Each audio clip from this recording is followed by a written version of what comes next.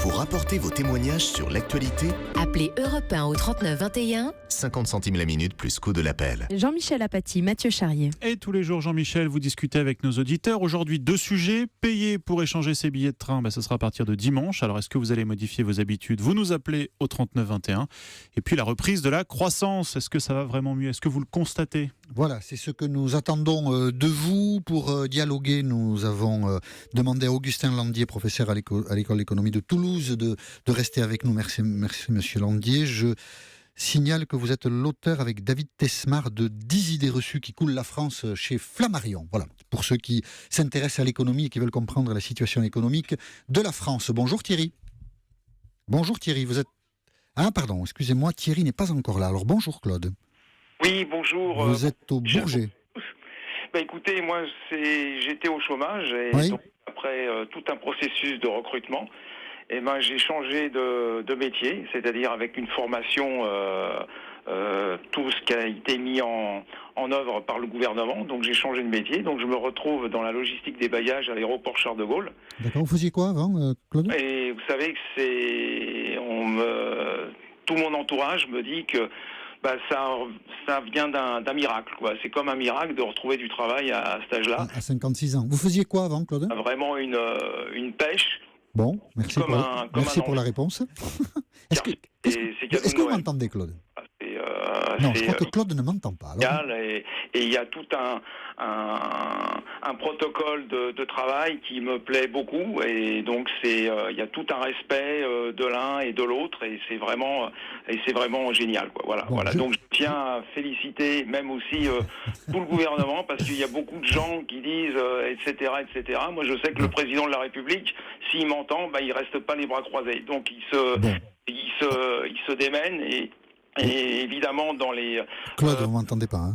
Demandeurs d'emploi. Voilà. Donc Claude ne nous entend pas, donc on lui transmettra les félicitations qu'il veut adresser au président de la République et à tout le gouvernement. Voilà, je voulais demander à Claude ce qu'il avait fait, tout ça. Bon, bref, comme on ne s'entendait pas, on n'a pas pu lui poser la question.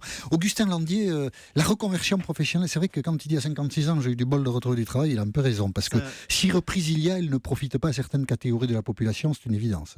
Oui, donc il y a des secteurs et des catégories de la population qui sont beaucoup plus touchés par le chômage que d'autres. Pour faire vite, le taux de chômage en France de la population active qui a le bac ou plus d'un an d'études après le bac est autour de 5,5%.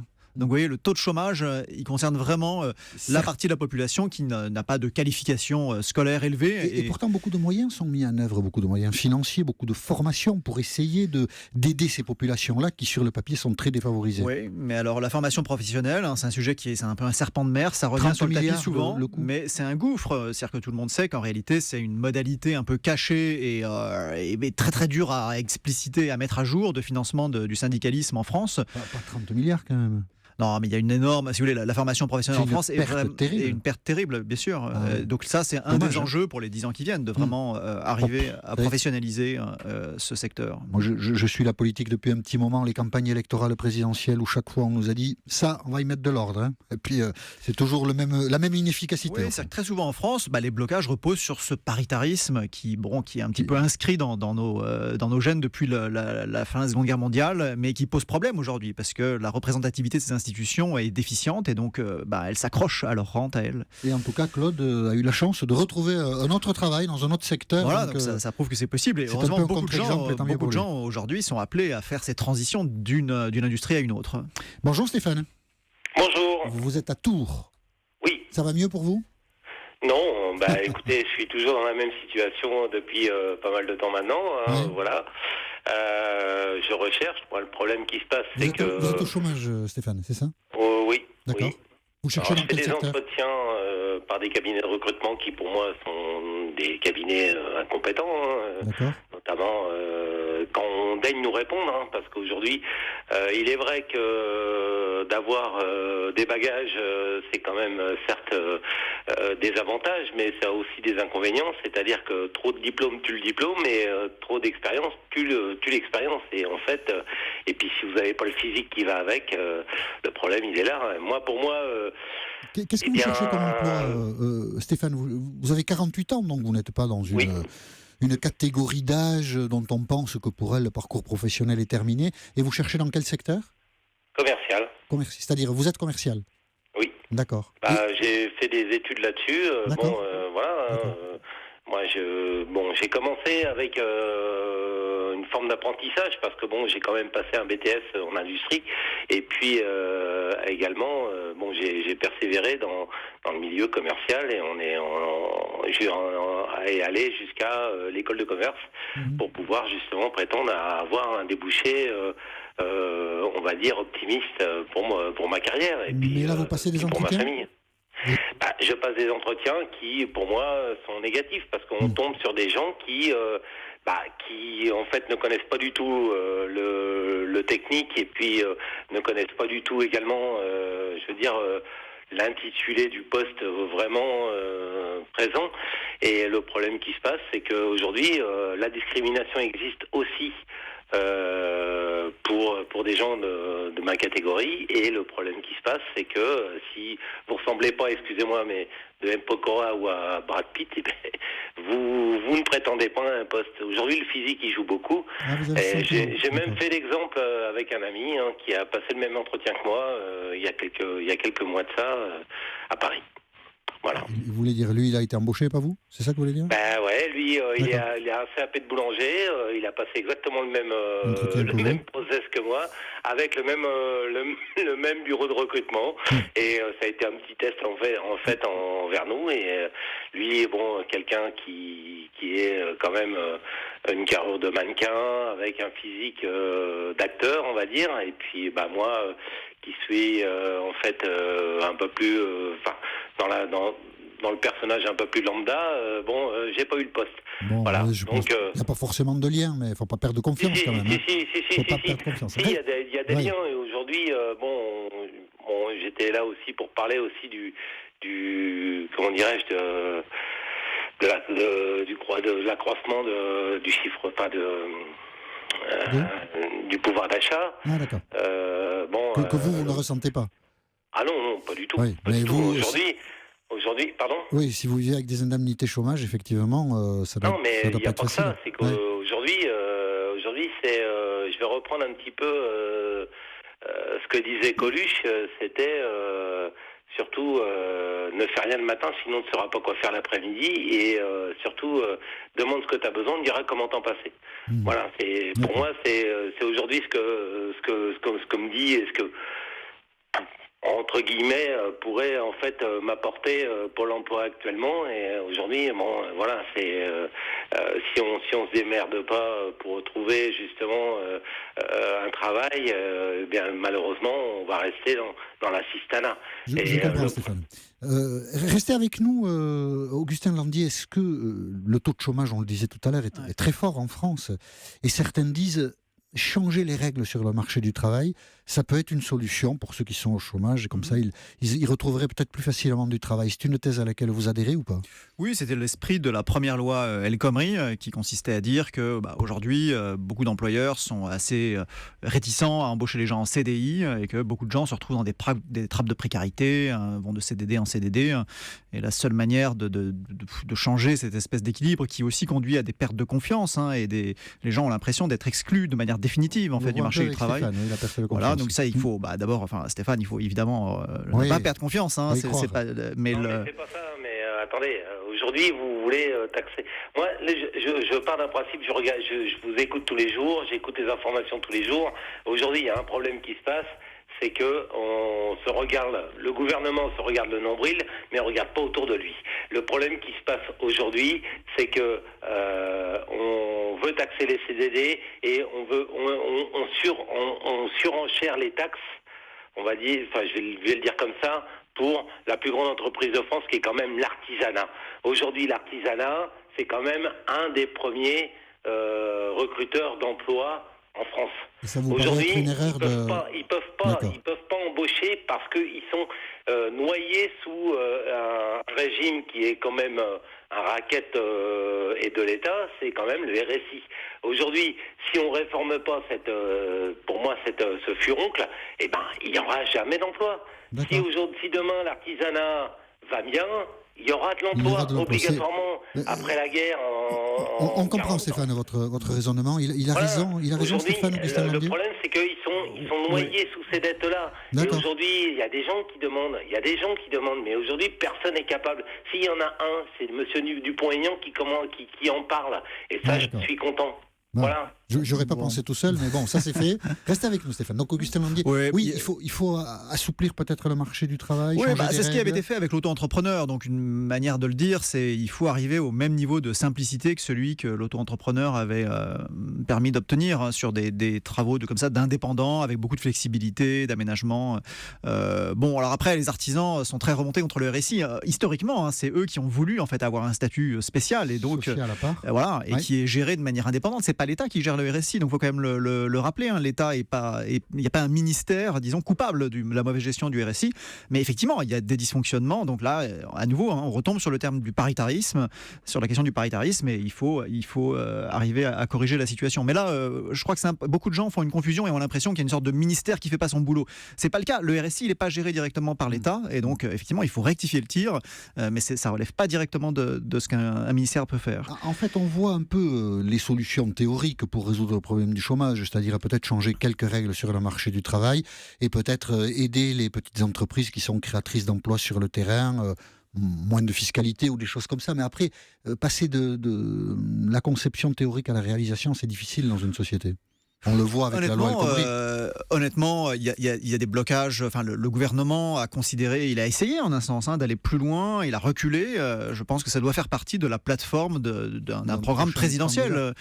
Si c'est pas le cas, les gouvernements en place ne se sentent pas la légitimité, ont très peur de la rue.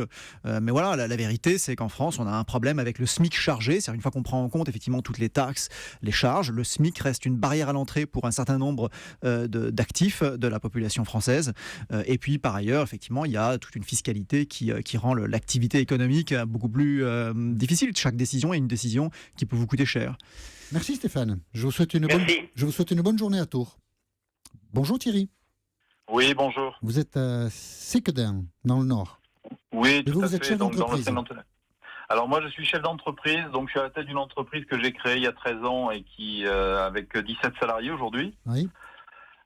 Donc effectivement, C'est une moi, entreprise qui travaille dans quel secteur ? Alors nous proposons des solutions de géolocalisation de véhicules et 70% de nos clients sont dans les métiers du bâtiment. D'accord. Et donc effectivement, on constate aujourd'hui d'une part qu'il y a un regain d'activité et d'optimisme chez nos clients. On constate également qu'on recommence à parler d'embauche. Oui. Moi-même, depuis le mois de septembre, on était 4 de moins à cette époque, et depuis on a embauché 4 personnes, et je vais embaucher de nouveau du monde d'ici le mois de septembre prochain. Donc je dirais que globalement, de ce point de vue-là, effectivement, les choses me paraissent à moi en tout cas pouvoir être abordées avec optimisme. D'accord. Mais non, il y a un mais ou il n'y a pas de mais ? Non, il n'y a pas vraiment de mais. Formidable.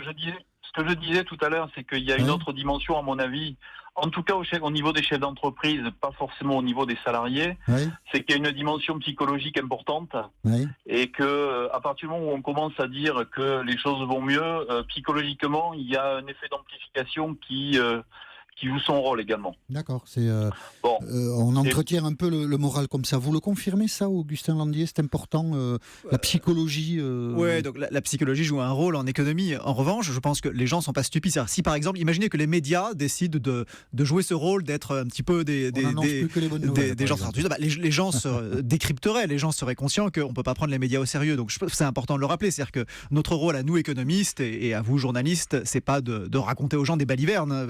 Et donc, les gens ne sont pas naïfs. Il y a peut-être une idée reçue, Augustin Landier, qu'on peut aborder rapidement. C'est, par exemple, on peut dire si la France gagne l'Euro, l'équipe de France de football, alors il va y avoir un peu plus de croissance, c'est quand même. Il y a des petits effets comme ça qui sont documentés. C'est des effets à la marge, mais ça existe. Il y a eu des études économiques sur les cours boursiers aussi. Vous avez des choses comme ça. Donc les cours boursiers peuvent réagir à certaines des news sportives, des faits sportifs, des choses comme ça.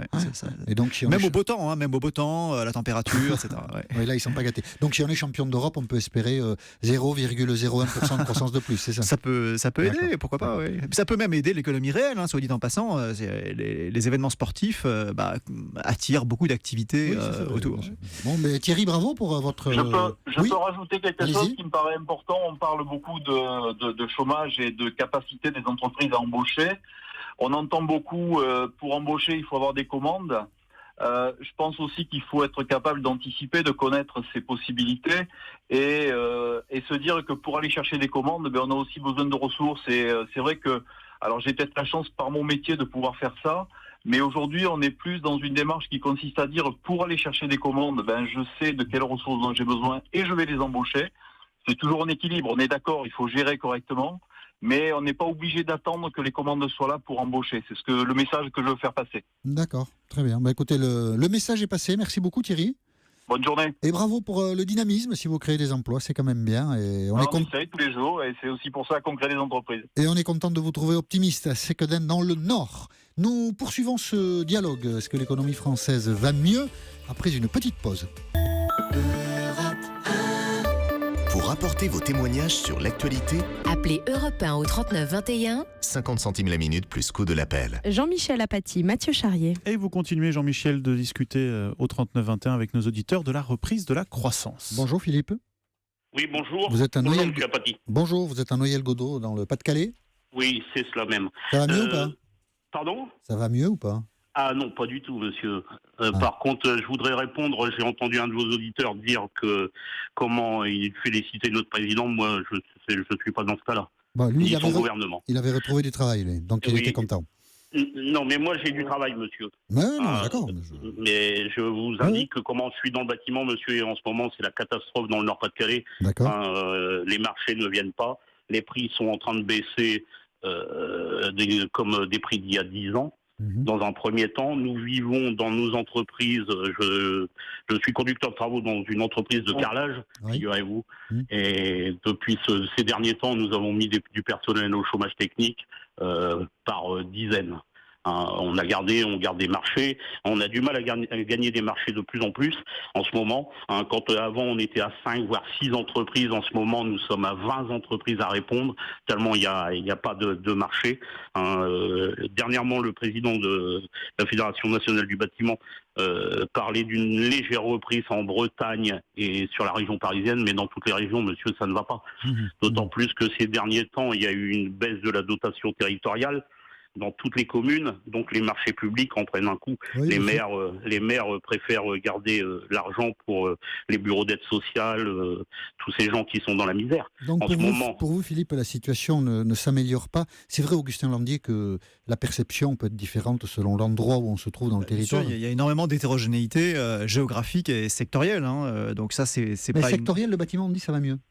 Oui, alors je pense que ça doit dépendre. Le bâtiment a énormément souffert des réductions de budget des collectivités locales. Beaucoup de travaux publics qui étaient financés par des fonds publics locaux ont été interrompus. Et donc la question, c'est où est-ce qu'on va sur cette question-là? Alors, c'est vrai qu'avec l'approche de la présidentielle, peut-être qu'il va y avoir une sorte de laisser-aller, disons. Mais c'était ça, une des grandes causes finalement de ralentissement. Oui, Philippe. Enfin, je tiens quand même à faire remarquer une chose, monsieur, c'est que monsieur Hollande, dans une de ses promesses présidentielles, avait dit qu'il y allait y avoir 500 000 logements par an. On est loin du compte en ce moment, on doit être à 300 000. C'est l'une des moins bonnes années ces 10 dernières années. Donc, il faut regarder tout ça. Après, en ce moment, s'il y a une reprise, elle va avoir lieu, comme on est des entreprises de secondes œuvres, le temps que les chantiers, les appels d'offres se font, et tout ça, il va se passer 8 ou 9 mois, ce qui veut dire que nos entreprises de secondes œuvres, on va vivre dans 9 mois. Vous comprenez? Et en ce moment, c'est pas possible, monsieur. C'est même sûr et certain, monsieur. Et en ce moment, je tiens à vous dire, il y a d'autres choses aussi que le travail. Il y a les aides aux gens qui sont dans la misère. Je vois dans la commune où je suis...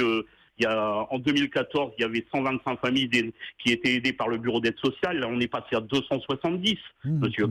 Il y a quand même, les restos du cœur sont tous dans la misère, il n'y a plus de repas. Il y a des gens qui sont obligés de se déplacer à 4 heures au matin, monsieur, pour aller chercher quelques repas au resto du cœur, parce que il y a pas de la nourriture pour tout le monde. Est-ce que ce gouvernement regarde droit dans les yeux les Français? J'ai plutôt l'impression qu'il est sourd et aveugle de tout ça. Mais en tout cas, on comprend, Philippe, que la réalité qui est celle que vous vivez à Noyelles-Godault, dans le Pas-de-Calais, est une réalité difficile, on peut le comprendre. Après, il y a aussi des réalités contrastées, il y a peut-être des gens, je ne sais pas. Oui, mais monsieur Apathy, je voudrais vous dire aussi une chose. Une amélioration dans la situation économique. Allez-y, Philippe. Monsieur Apathy, je tiens à vous dire quand même une chose. Oui. C'est que, à l'heure actuelle, le gouvernement ne faisant rien, et tout ça. Ici, on a eu les dernières élections, comme je suis une commune juste à côté de Hénin-Beaumont, monsieur, qui est connue par le Front National. Les 30 communes du bassin minier lensois ont voté Front National à plus de 50%, monsieur. Oui, mais... il y a tout ça qui ça ne nous a pas échappé, il y a des villes qui ont été à 63%. Ça n'invalide pas ce qu'on peut constater, c'est-à-dire que...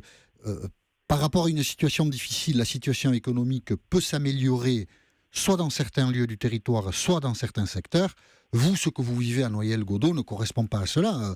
Les réalités, monsieur, c'est toute la région du Nord-Pas-de-Calais. Oui, ou bon, si vous voulez élargir ça à la région du Nord-Pas-de-Calais. Mais à la limite, on peut même élargir ça à la France, monsieur. Ah bon, ouais. Non, mais bien sûr. Oui, Augustin Landier. Comme économie, je crois que ce qui ressort, c'est vrai que quand on raisonne sur des choses agrégées, il y a des disparités derrière, c'est important de le rappeler. Donc c'est la question des inégalités. Je pense que ce choc inégalitaire, beaucoup de pays le vivent, il est là, aussi bien aux États-Unis que dans le reste de l'Europe. La France le vit d'une manière un peu particulière parce que notre SMIC, etc., fait qu'on transforme en taux de chômage élevé finalement ce choc inégalitaire. Et donc ça, il faut qu'on bouge là-dessus, c'est clair. Merci beaucoup Philippe pour votre appel. Il y a énormément de gens de mal logés. Pourquoi fait-on pas des appartements ? Parce que il faut bien payer aussi. Oui, il faut payer, il ne faut pas déséquilibrer, vous en vivez tout un marché locatif, on l'a déjà beaucoup fait ici et là en créant des bulles, c'est compliqué de tout entretenir de manière artificielle, je pense. Mais après, c'est beaucoup de souffrance et de difficultés. Merci Philippe pour votre appel depuis Noyelles-Godault. En tout cas, on le constate, Augustin Landier, c'est difficile de faire partager un optimisme dans la situation dans laquelle nous vivons. Oui, je crois que le constat qu'une partie de la population a le sentiment de s'enfoncer. Et encore une fois, c'est partagé par tous les pays développés. L'élection américaine est vraiment aussi très marquée par ça. Ça, il faut effectivement rester lucide là-dessus et en parler parce que c'est un élément important et un déterminant des prochaines élections. Merci de nous avoir accompagnés dans notre dialogue avec les auditeurs d'Europe 1. Je rappelle que vous êtes professeur à l'école d'économie de Toulouse et co-auteur avec David Tesmar de 10 idées reçues qui coulent la France chez Flammarion. Merci. Merci. La suite de vos témoignages et vos réactions au 39-21, c'est maintenant avec Jean-Michel Apathy et Mathieu Charrier sur Europe 1. Et deuxième sujet, dès dimanche, il faudra payer pour échanger ses billets de train et même pour les annuler. Alors est-ce que vous allez modifier vos habitudes ? Bonjour Martin. Oui, bonjour. Vous êtes à Tours. Oui, je suis à Tours. Donc, je voudrais dire plusieurs choses. Oui, allez-y. La première, c'est normal qu'on mette une petite taxe pour ceux qui se permettent de changer à la dernière minute ou de bloquer des places longtemps à l'avance. Oui, on peut le comprendre, évidemment. On peut le comprendre. Par contre, ce qui est inadmissible, je pense qu'il n'y a pas de bon sens, c'est tout simplement de mettre cette taxe pour des gens qui vont changer en déant les 30 jours. C'est-à-dire, quelqu'un au 29e jour, il a un problème de santé dans sa famille ou autre, il est obligé d'annuler ou de changer. On lui met une taxe qui sera d'abord disproportionnée par rapport au billet de train. Déjà, la SNCF... La taxe sera de 5 € dans ce cas-là. Oui, 5 €. Oui. Bon. Mais déjà, la SNCF, aujourd'hui, joue un double jeu. Elle dit, prenez les billets longtemps à l'avance, vous paierez moins cher. Oui. En réalité, elle ne donne pas le nombre de billets, le pourcentage de ces billets qui sont low cost.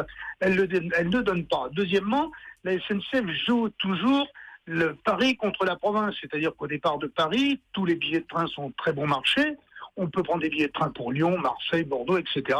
Alors que quand on est en province, moi je le constate quand je vais à Lyon, c'est plein pot. C'est-à-dire que le train est aussi cher que la voiture, alors que la voiture coûte cher en fonction du carburant. Et je ne parle même pas du blablacar, Je parle simplement d'une personne qui prendrait sa voiture, moi je vais le faire d'ailleurs le week-end prochain, je paye le carburant, je paye le péage, eh bien le train est aussi cher que la voiture en transversale par exemple. Donc aujourd'hui, la SNCF commet un certain nombre d'erreurs stratégiques et elle est en train de se faire dépasser par l'évolution de la société. Et je crois que c'est contre-productif de mettre une taxe. Alors, elle mettrait cette taxe, j'ai envie de dire, pour les personnes qui changent de billet de train 8 jours à l'avance, par exemple. Oui. Là, ça se comprendrait. Mais pas quelqu'un qui va être obligé de le mettre. Voilà, d'accord. Voilà, c'est ça. On a bien compris votre raisonnement, Martin. Et je vous remercie d'avoir apporté votre témoignage sur l'antenne d'Europe 1 à propos du billet SNCF. Et rapidement, je voudrais donner la parole à Michel. Bonjour Michel. Oui, bonjour. Vous êtes à Dunières, en Haute-Loire. Oui, bonjour. Vous réserviez, vous, plusieurs billets place TGV ? Non, pas du tout. Je réserve quand j'ai besoin. Oui. Je réserve une seule place. Et je trouve normal qu'il y ait, j'allais dire, une sanction financière si j'annule. Oui, parce qu'il y a un manque à gagner pour la SNCF, bien évidemment. Et en fait, cette disposition de la SNCF ne changera rien à ma façon de choisir le mode de transport. L'avion, le train ou la voiture. Ce sera fonction un petit peu de critères qui me sont personnels. Vous prenez souvent le TGV, Michel ?